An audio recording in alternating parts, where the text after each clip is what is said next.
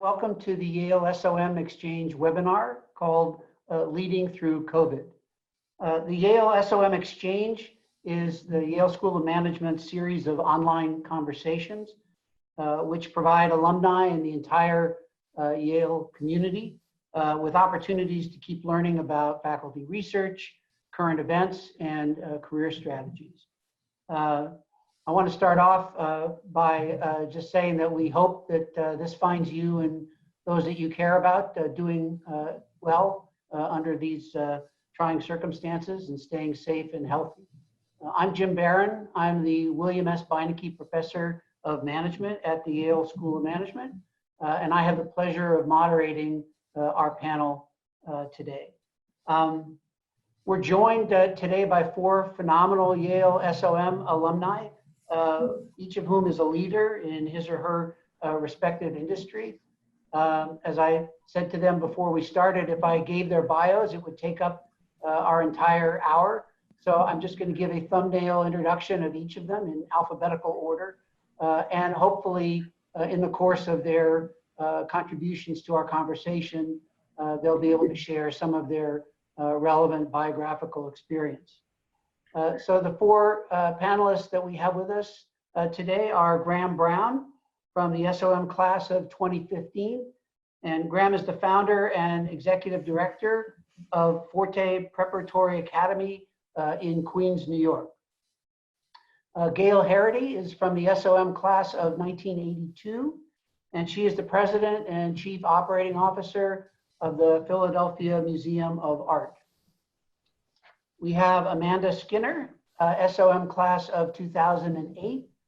Amanda is the president and CEO of Planned Parenthood of Southern New England. And last but not least, we have Matt Strauss, also the SOM class of 2008. Matt is currently a managing partner of Tao Group, which is an international hospitality company with numerous restaurants and nightclubs in New York, LA, Las Vegas, Chicago, Singapore, and Sydney. So to kick us off, I'm going to ask our panelists if they could address kind of a general question, and that is, what's been the biggest leadership challenge that you have faced to date as a result of this pandemic? And what has helped you the most in responding to that challenge? And I'll ask the panelists to go in alphabetical order. So Graham, if you could start us off, that would be great. Thanks. Sure. Good afternoon, everyone. It's a pleasure to be a part of this group. As Jim mentioned, I am the founder and executive director of Forte Prep Academy. It's a public charter school in Queens, New York, basically in the epicenter of the New York-based COVID crisis. And we've been closed since March 16th and have been operating virtual school ever since. And one of the biggest challenges for me is to balance what I see as a very real and urgent need to provide immediate support to our team and our families and our school community, and balancing that with the goals of a school, which is to continue to deliver a high quality academic product that not only feels different from what we're used to doing, but is almost even more important given the context.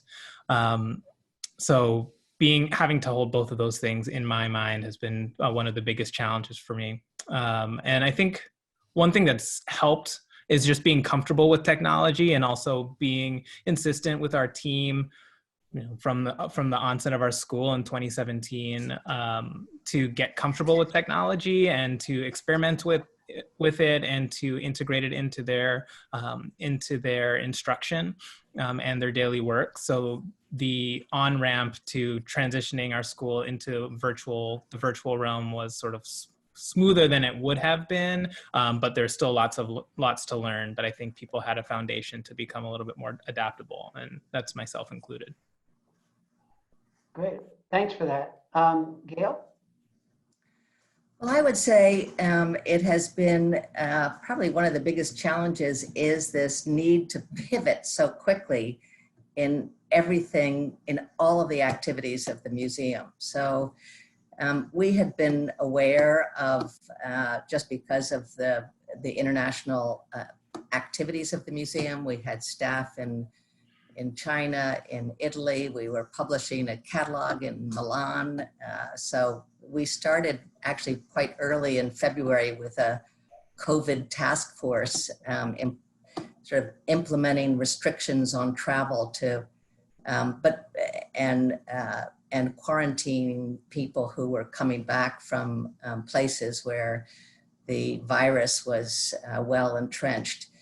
But we didn't close down to the public in Philadelphia until March 13th. And it was a radical shift. I mean, in the earned revenues evaporated immediately for the museum. That the museum relies financially on earned revenues, on endowment income, and on philanthropy, and the diversification of the revenues. Just everything was hit hard and deeply.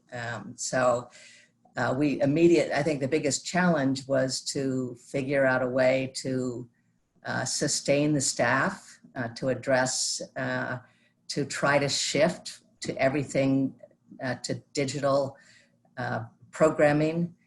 And that was extremely, extremely tough.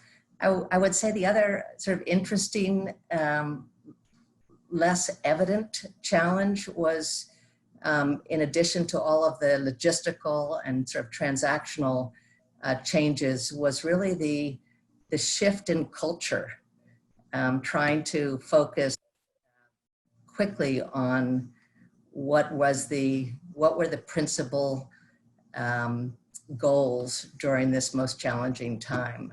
And authorities changed. So suddenly just the protection of the collection, the protection of the building, the authority of the protection services director was much more paramount. And so lots of changes very rapidly that have created a big challenge. But I think what has been rewarding or responding to that challenge is the commitment of the staff to the mission of the museum, to reaching out and trying to reimagine and reemploy all of their talents to maintaining and activities for the museum. And it's been really impressive to see how well people have pulled together despite the dramatic changes. So being mission driven has been a big help in terms of mobilizing folks. Absolutely. I think, the museum is well known for its education programs, recognized as one of the museums with the most outreach of a major museum in the country. And, very quickly, everybody was trying to figure out how to help the school district, how to help with a lot of our special programming for veterans, for autistic children, for families. So there was people are pulling together in a very remotely, in an impressive way, I think. Thanks, Gail. Amanda, your thoughts? Hi, thanks so much, Jim. Hi. I share a lot. Well, so first of all, I'm at Planned Parenthood, and not everybody knows this. So at Planned Parenthood, we actually have a three-legged stool mission. We're a healthcare provider. We're also an educator. We're the leading sexual and reproductive health educator in the country, and we're an advocacy organization. And so all of those things were significantly impacted.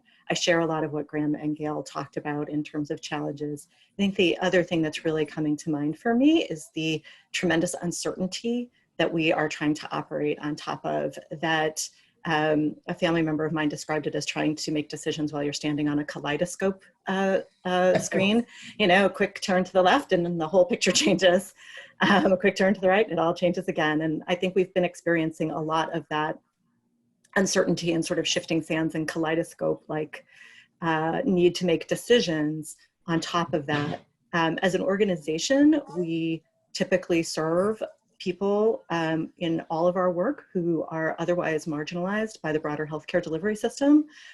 We serve vulnerable populations. Our prioritized communities are, young people, women, people of color, immigrants, low-income people, people who really struggle to access healthcare.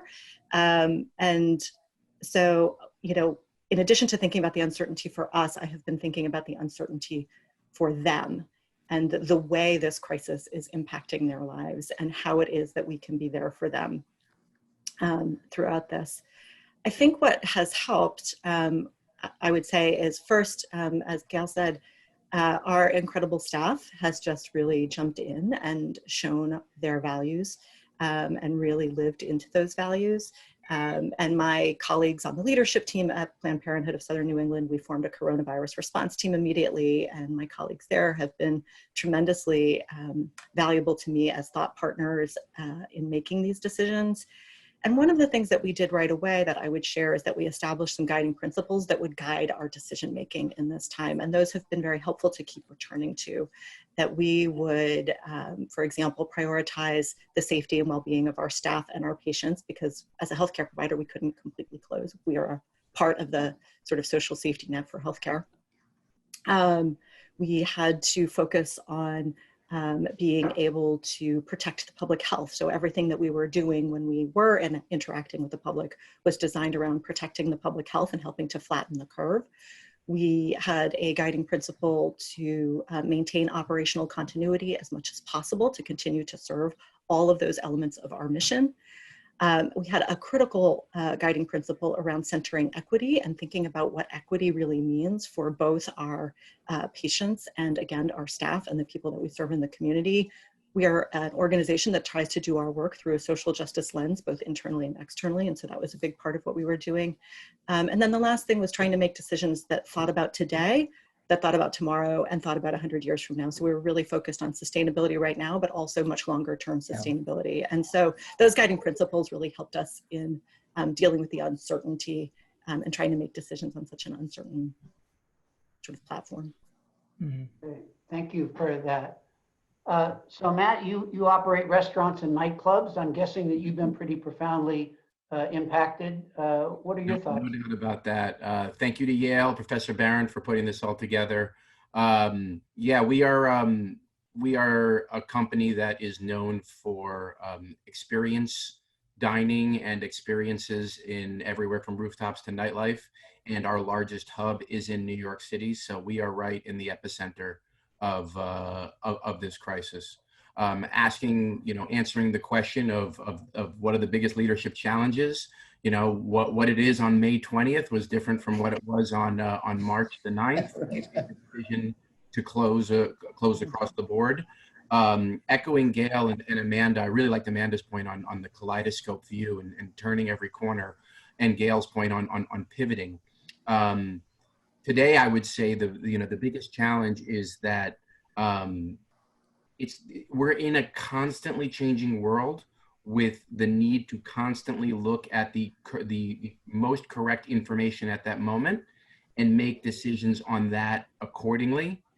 And how frustrating it was in that late February, early March, where we were sitting in boardrooms when we could, and have 5-hour meetings that a piece of news would come out an hour later and completely wipe away everything that we had put together as our new plan for delivery and how we're going to do it, that we stopped feeling safe to even let our people come into the restaurants at all because we didn't have the knowledge of the virus to know how to keep our own people safe. And so definitely the changing information, how little we still actually know about this virus is definitely the biggest challenge on my brain today. And the biggest tool and skill is really a heightened version, the most heightened version that you can of EQ, and really just trying to be detached of your emotions, and especially attached of that thing that you were sure of was the solution 2 days ago. That new information today is just telling you, you cannot be married to that great idea. You know, we are a company, we like to believe we're a company of high ethos. We're a company that, you know, people really, both our employees and our guests really feel their lives through our brands.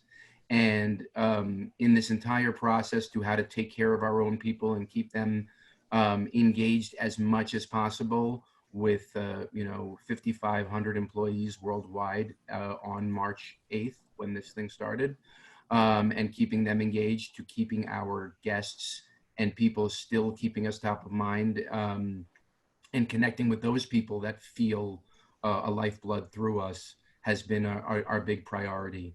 And it's been extremely difficult, but I'm blessed to have a great team of partners that we work together, that all bring different things to the table, and you know, and really have come up with the best paths that change very often for us to figure out when it is we can figure out what reopening looks like. In some cities, we've just recently started delivery for the first, you know, about 2 weeks ago, only in Chicago right now to evaluate. We are ascribing right now to a thesis of he who opens first loses, which, you know, may not be the you know, attack attitude, but we really need to see what this virus is more and how it's going to affect the restaurant industry. And our first steps towards looking to anything at all are outdoor venues, you know, venues that have, you know, that to start, but it's still, we don't have a date down yet as well. And it's just constantly getting new information. That's really interesting.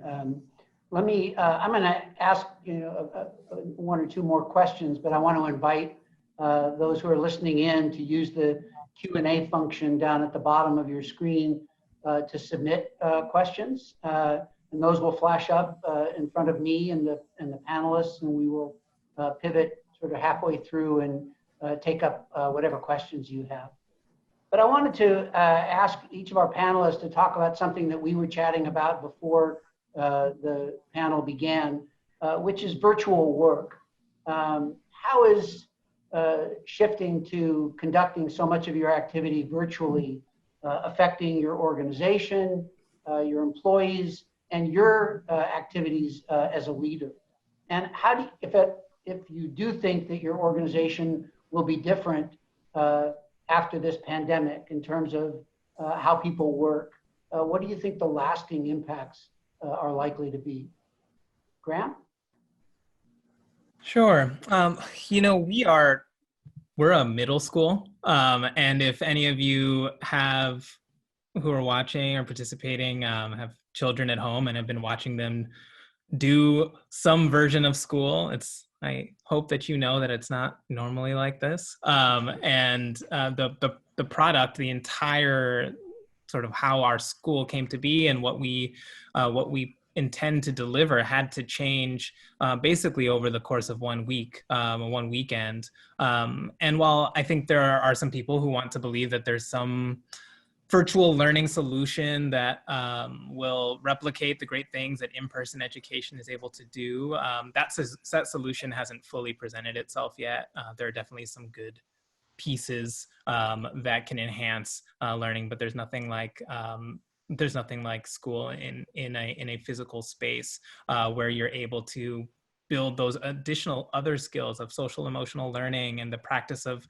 sharing a physical space with people who are different than you, exploring ideas publicly, getting to understand what that feeling is like of being in discourse with other people. And these are 5th graders or 6th graders or 7th graders. Like, all of those skills are foundational to who they will become as adults. And most of those skills are best developed in person. Now, we've obviously had to shift to create both synchronous and asynchronous learning environments where students are either watching pre-recorded videos of a lesson that are interspersed with virtual quizzes that are then the teachers can collect feedback on and provide support, or doing virtual office hours where students are joining a Google Meet or Google Hangout to get individual or small group support on a particular content area. But it's our entire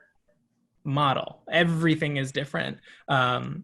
And I think even from my perspective and from my seat as the leader of the school, my time is spent a lot differently than it used to be. I obviously had some element of fundraising and sort of capacity building for our school, but now 100% of that time is still related to fundraising, but the end is to support our students and families directly through raising money for financial relief funds, for grocery store gift cards, to provide e-readers and other technology devices so that every student is able to continue on their goal of reading 1 million words at our school by the end of the school year, and having to do so much more community engagement to check in on the needs of our families, and making sure that the efforts that we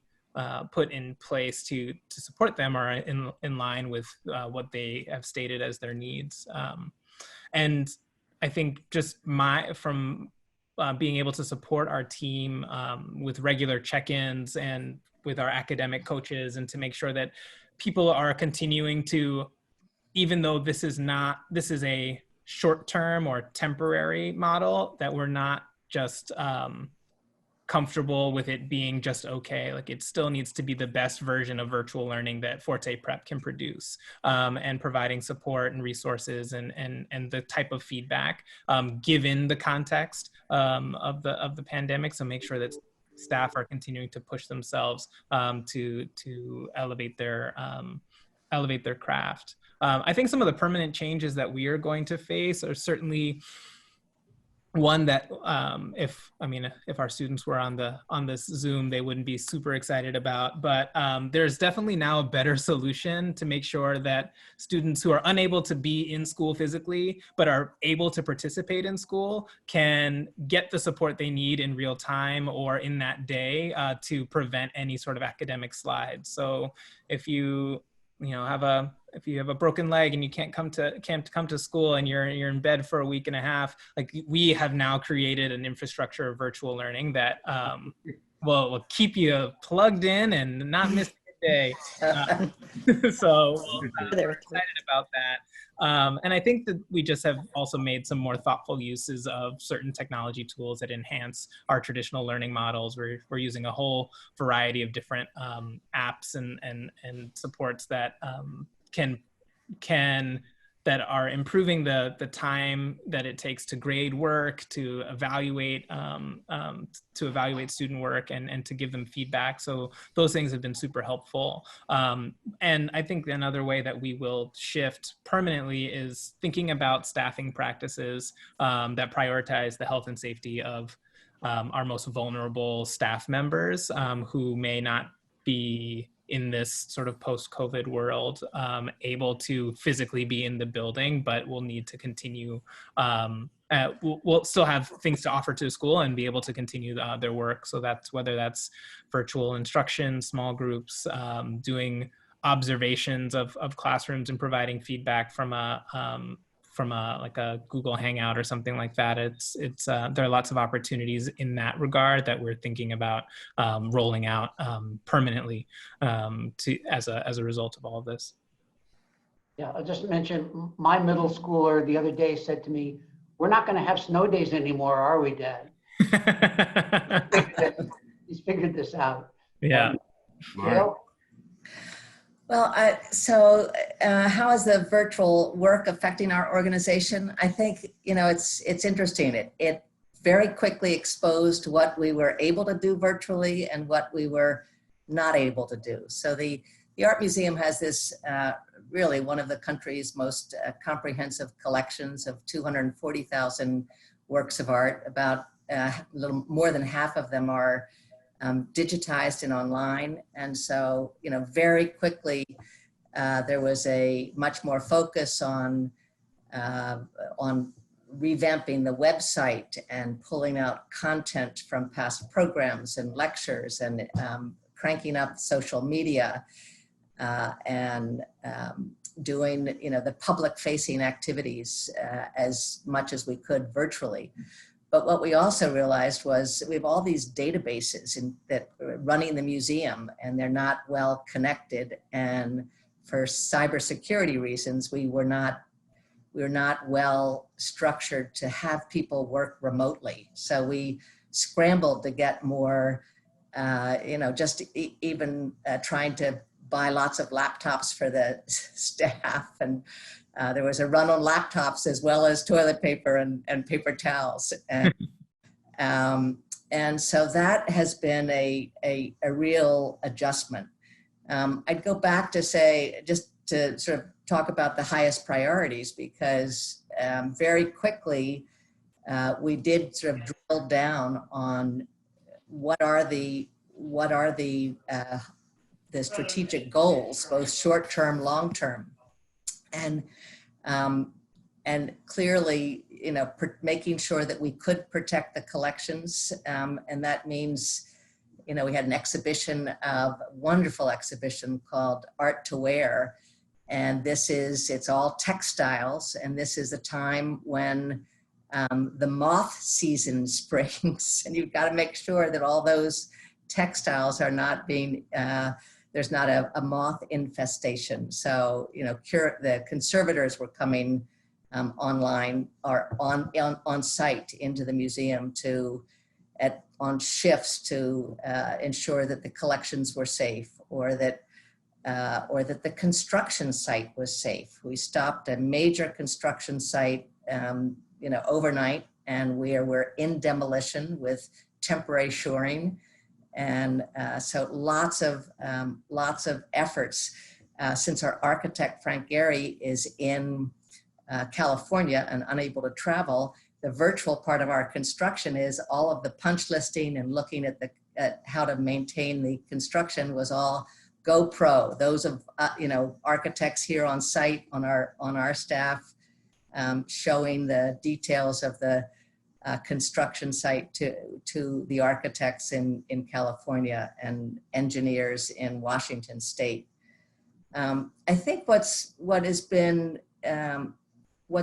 I look long term and how has this changed, we've mentioned sort of, I think it has permanently changed how museums will focus, at least in the next year or two or three.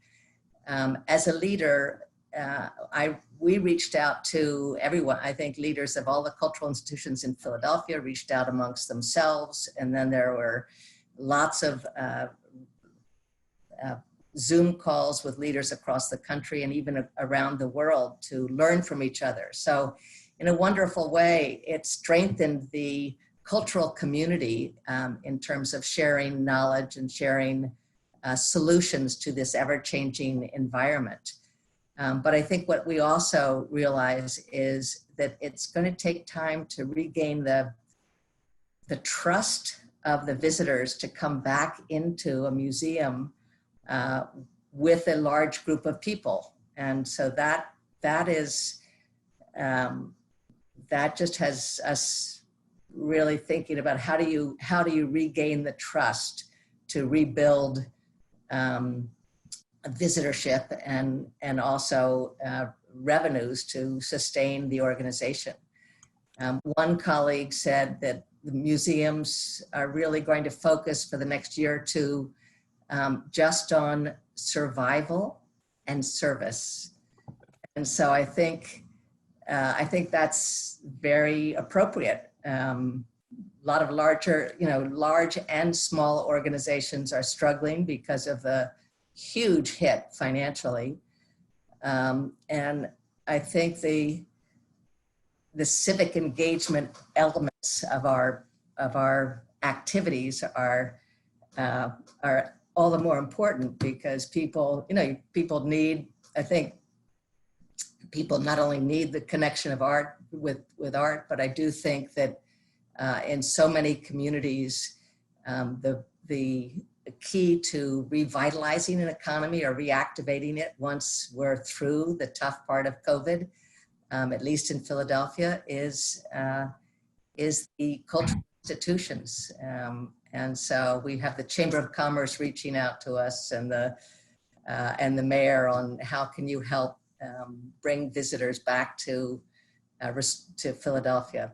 So it's been, I'm sort of rambling here, but it's been a myriad. And I would just say the virtually it's been a learning curve and a quick pivot. And again, people are, some of the trustees who'd never used Zoom are Zooming in for board meetings and collection meetings. And at the same time, we're trying to figure out how to reimagine the model that is a hybrid of on-site and online visits for the future. And how do we maintain that? So how do we survive and thrive?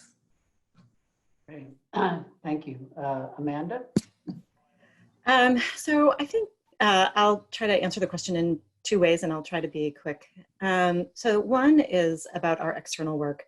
As I mentioned, we're an advocacy organization, an educator, and a healthcare provider. Obviously, a really important part of our response has been to launch telehealth as a big part, a way that virtual work has transformed our organization. And I'm really trying to see this moment as a transformational accelerator in the way we do everything that we do. So we did not have a comprehensive telehealth program on March 1st, 2020, but by like March 18th, 2020, we did. So like this, we were able to stand up, launch, train hundreds of staff to be able to provide any healthcare that you can provide through telehealth through that mechanism. And it has been really critical for us. Again, you know, we serve populations that struggle to access healthcare. I think the toothpaste is out of the tube on this. It is not really going back. And just as an example, people who are transgender and are seeking gender affirming care and are transitioning, this has been an amazing way to provide their healthcare services. And it's been really affirming for them. And it's been really affirming and positive for our staff to know that they can still be there for their patients. In our advocacy work, a really sort of exciting example of how virtual work has transformed our organization is that we were just about to launch a massive census campaign to really support people's participation in the census. And by the way, do your census, just saying, you know, it's safe, it's easy, it's very important. You know, getting an accurate count, especially of communities that are historically undercounted, is absolutely critical to ensure that funding and representation is appropriate. Little plug for the census. But we turned around and launched our census campaign digitally and transformed the way we were doing that work. We went in 3 weeks from a 800-person in-person spring luncheon fundraising event to an online virtual fundraising event. We have transformed our educational programs where we really connected in person with youth and young people in the schools and in our health centers, and launched online gatherings of our stars and our peer educators. And we actually have a Quarant Trivia event this week, an online trivia game that we're hosting this week. So we really just quickly said, like, how can we do everything that we can do virtually? So we have really tried to leverage the power of technology to execute on our mission at this time. I think internally, the biggest challenge, besides the things that I think have already been shared already, is how you keep your staff really engaged and connected and feeling part of something. Nobody who works at Planned Parenthood isn't there because they want to feel part of a movement that's bigger than they are as a person. And so it's been really critical leadership experience for all of us to ensure that we're finding ways to keep people connected. And I think you can do that. I worked for a largely virtual organization previously, and it had one of the best corporate cultures I've ever experienced. And so we have done a bunch of things to really foster that in this environment. We launched an anonymous survey portal where staff could submit concerns, questions, challenges. They could add their name if they wanted to, but just to make sure people had a venue to let us know what was up for them. We also do daily all staff emails. So we use those as an opportunity to respond, and we've responded to every question or concern that has come in through the survey. We've responded in a really radically transparent public way with our staff. We do weekly all staff calls. We have engaged some sort of change management and holistic health practitioners, so that we have like movement, virtual movement moments and virtual mindfulness moments. We included mindfulness moments in our staff emails. So we have worked really hard to make sure that while we're transitioning to this virtual environment, or have transitioned to this virtual environment, particularly for our administrative office staff who are, working at home and are very isolated, that they continue to feel really connected to us. We actually are, right now, we have just launched a little pulse survey for employee engagement so that we can hear back from them very specifically about, like, are these things working? And if they're not working, what else can we be doing to really support you at this time? I think, we were talking before, Jim, when we were, just waiting to get on this webinar with each other about, the sort of challenge of being on Zoom meetings all day, or whatever platform you're using. And, that can be exhausting. And this whole experience is really causing trauma for people. And I think we need to be attending to our teams, recognizing that this isn't just about working virtually. It's actually, there's trauma involved and isolation involved. And we need to be really not just caring for the work, but caring for the people. And so that's been a really critical part of our response in the transition to virtual work. And again, I would just say on the front end side, on the mission facing side, I think, we are going to see permanent and long lasting change in the way we do our work. And what I hope that will mean for us is that we're able to expand our reach and expand our impact, touch more lives, and be even a more powerful movement. Good, thank you. That's really interesting. Matt? Matt, you're on mute. Sorry about that, guys. All really interesting things. For our company, we use an expression a lot over the last 2 months, and trying to constantly be thinking about the silver linings that are going on through all of this, and what are things that we can come out of this situation stronger and better. And I definitely think this question and the again, to use one of Amanda's expressions, which was transformation accelerator, that has come along through this process, has made the people that are on board in our company right now, first of all, really have to adopt the new technologies much faster. And these technologies were created to create a lot of efficiencies. And so that, first and foremost, that we all are so much more comfortable with all of these platforms. Our company is using Teams, which we find to be extremely strong and great to work with. But more importantly, there are so many programs of the last 4 or 5 years, specifically for the restaurant industry, to how to track sales, how to track staff, all of these details that our teams are becoming absolute experts in. And we are going back on previous data when we've never had the time to do any of these things, to come up with much better systems, much stronger SOPs. We're communicating with each other much more as a strong, organized business. And Tao Group went through a major transition about 3 years ago, where we did have a company roll up all together, and partnered with a wonderful partner of Madison Square Garden. And the process where we used to sort of, in the individual cities, not communicate as much, we've been working for the last 3 years to try to really work very hard to become one company as an infrastructure. And it's been a lot of work over 3 years that we've piecemealed in whenever we could in between our day-to-day operations.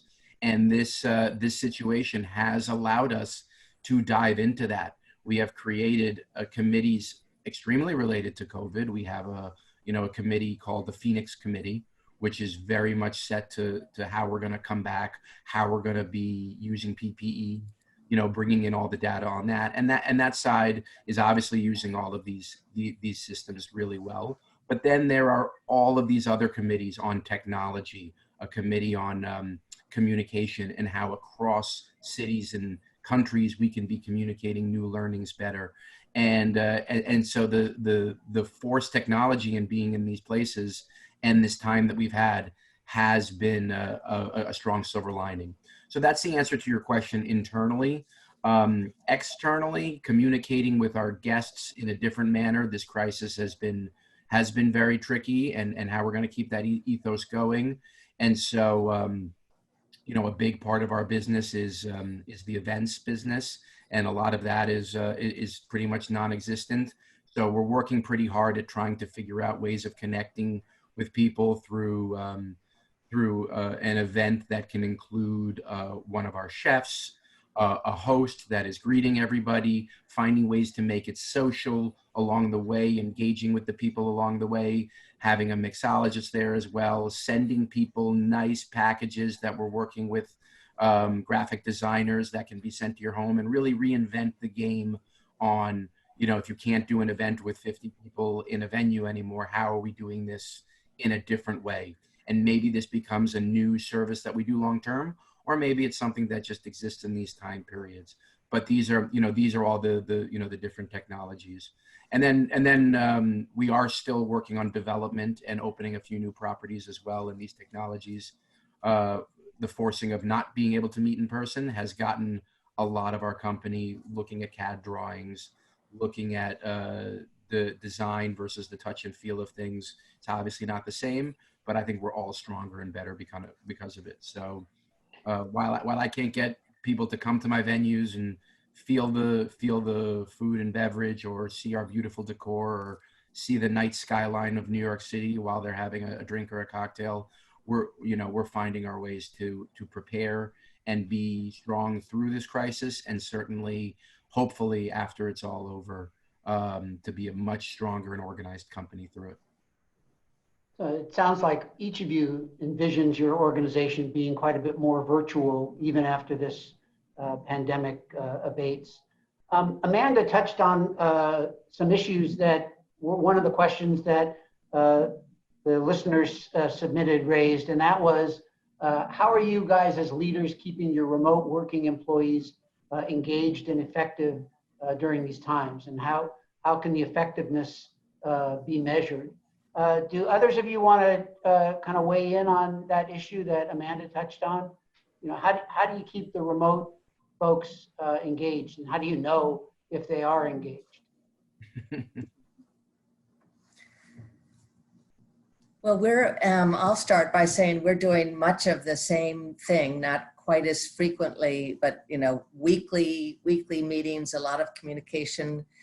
We decided actually to have we have committee groups that are not just that staff attend, but so do some trustees, and then friends of American art, friends of Asian art, friends of contemporary art. And these have been really sort of powerful meetings, because we've first thought, do we have enough of an agenda? We're not going to be acquiring a work of art here,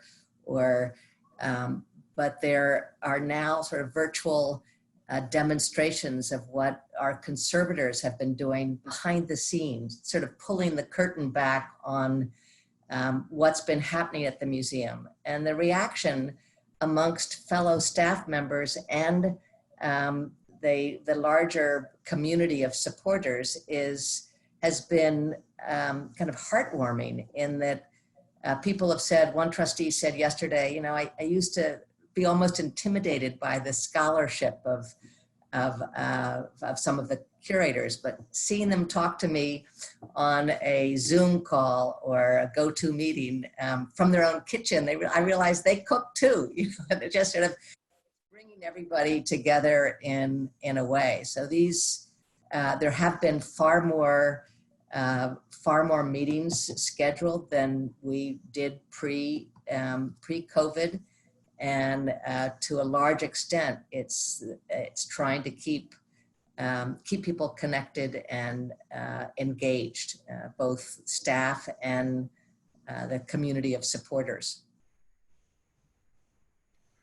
I think from my perspective, the culture piece now amongst your employees is so much more important than ever, and having meetings with levity, having meetings with personal touches to them because people aren't connecting with each other as much is so much more important.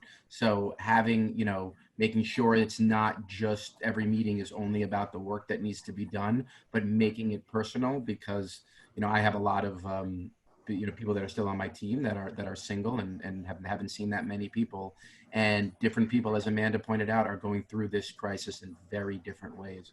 And so, so that piece is key. Talking about what other arms of the company are doing and keeping that communication going. And you know, we do have a division of our company called Tau Cares, where we have created a fund for our employees, and giving the constant updates on that to the team so they feel that they're connected to something and how they can participate. We've done multiple different things for their participations. We recently had I obviously didn't do it, but we did a shaved head challenge for anybody that wanted to shave their head, get their friends to donate money to help them reach a goal. And that initiative alone raised $91,000. The fund we put together is at 1.7 million. Wow. Yeah, MSG and the partners of our company really came together strong on that. And that's for all of our, you know, not the sidetracker, but that's for all of the individual employees that we did have to furlough or let go.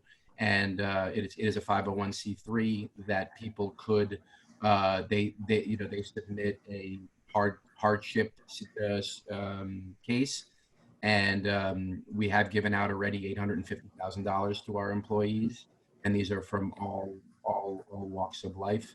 And but bringing it back in, talking about that to the teams and not just jumping into the work and being part of it, I think is very a key element. And then the second piece of it is, you know, you do have to hold people still accountable, but you know, it can't be with any sort of an iron fist, maybe the way you used to be, and everything has to have levity and empathy towards maybe the person just cannot get their head around doing some work, and making very quick pivots on, okay, I might have tasked the wrong team or the wrong group of people on that, and have no level of guilt if the people are not capable of getting that work done and finding the right work for them to do. It's very challenging in that regard. But again, it's for the students that are out there, it's a time to brush up on your EQ and really read up on those books, because that is more important than ever right now to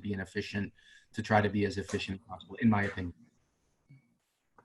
Thanks for that. Graham?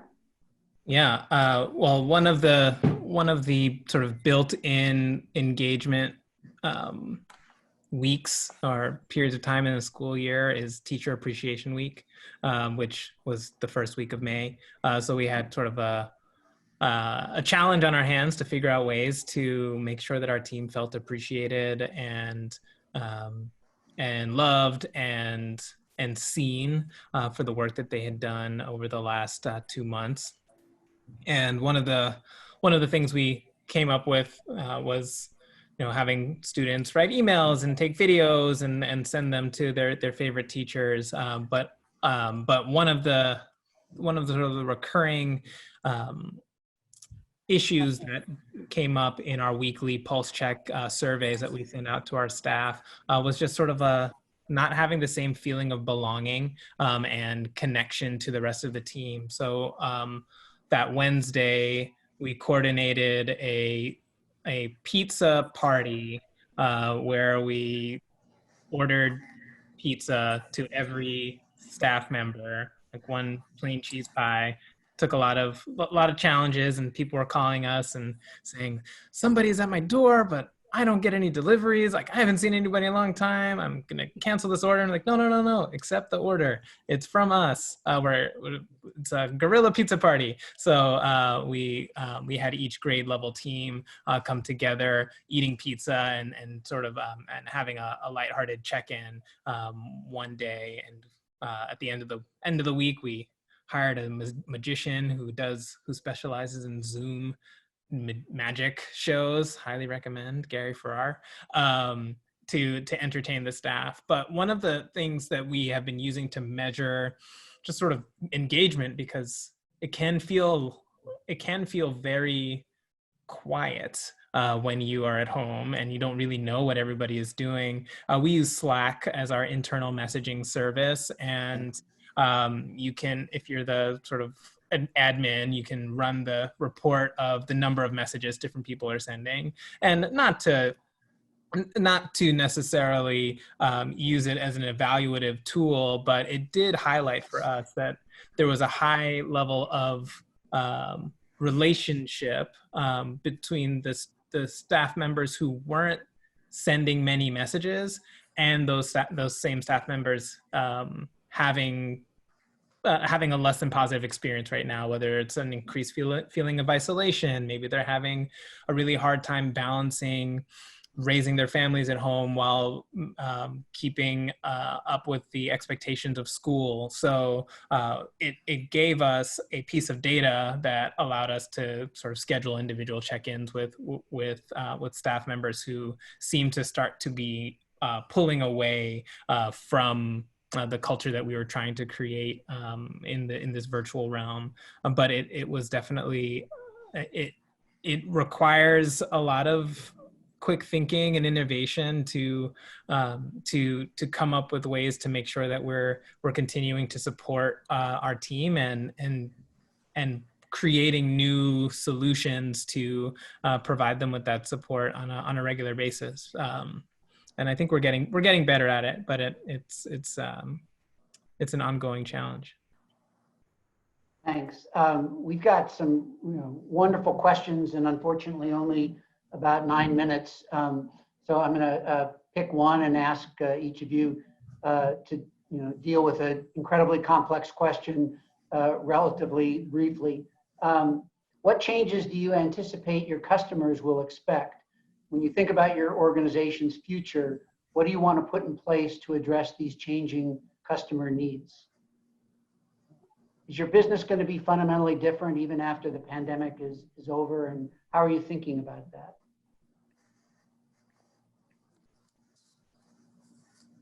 I mean, I can go first, I guess. I talked about one thing already, which is the impact of telehealth.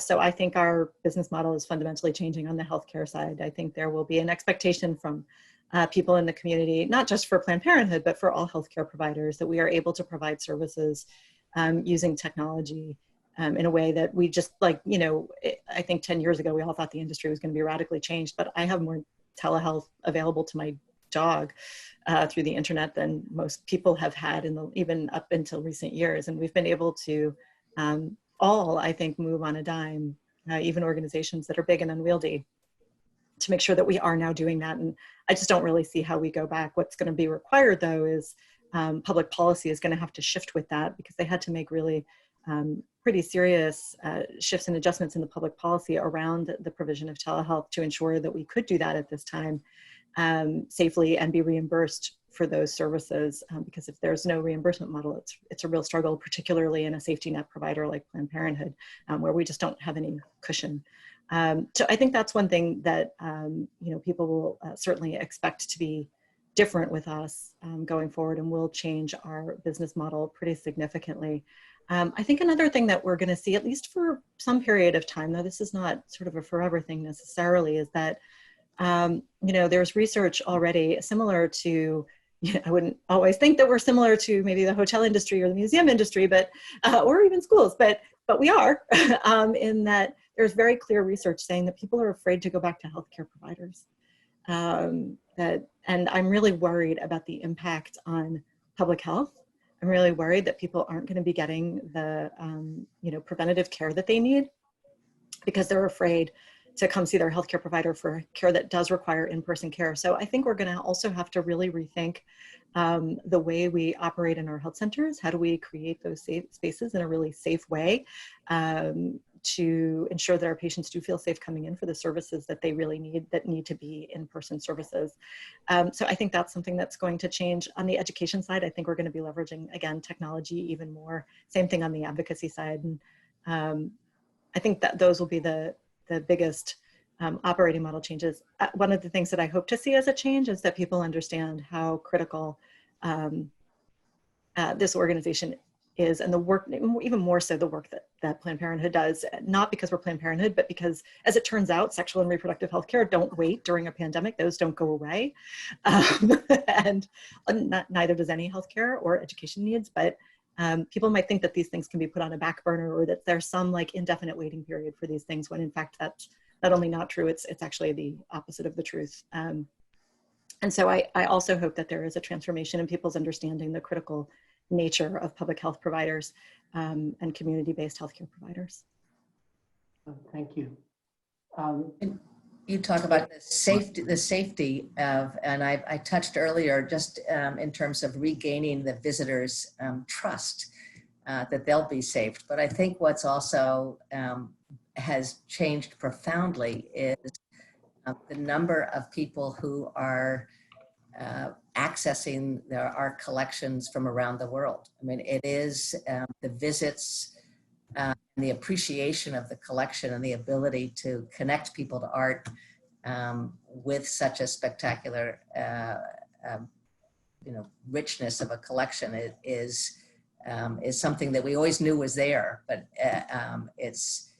you are seeing it in a much more profound way now. And so I think that's going to be a big change. And there are lots of just procedural changes. I mean, more logistical for an institution where, that 700,000 or 1 million visitors a year. We're not going to do that, the kind of programming that we used to do within. How do we regulate the circulation of people? We've got a 1 million square foot building, so there's plenty of room for social distancing. But if everybody wants to look at the Van Gogh's sunflowers at the same time, how do we interact and engage with visitors? So everything from a no-touch visit to capacity of not only of the museum but of galleries is being revamped and rethought.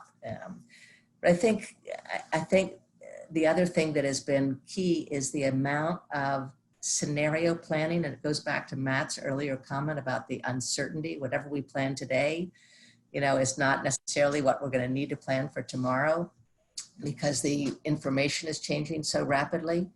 So what I'm finding is whether you're working with a construction project, you're looking at scenarios of what if it's a 2-month delay or a 4-month delay or a 6-month delay, then what? And the same thing is true of if the schools don't come back, or a special event income doesn't come back for a 6-month period or a year period or a 2-year period, what then? And that has a profound impact on not only the business model, but the staffing of the institution. So it's been, that has been key. What we've tried to do is really hold on to and embrace the culture of the museum in how we engage our staff, but also how we're hoping to continue to engage our visitors. Graham, Matt, we've got 2 minutes. So do you have any just quick sort of terse thoughts? Yeah, I think so. I think from my perspective on this question, I'm a cautiously optimistic person. But as I said, we have no idea whether this virus will be something that we can get at some point a clear vaccine for, or is it something that you get some preventativeness from and then we have to constantly do it again like the flu vaccine, or never get it. But I do believe, just as people said that no one will ever live in Tribeca again after 9/11, and Tribeca real estate is the most expensive in New York today, that there will be a new definition of the roaring 20s if we get a clear vaccine for this.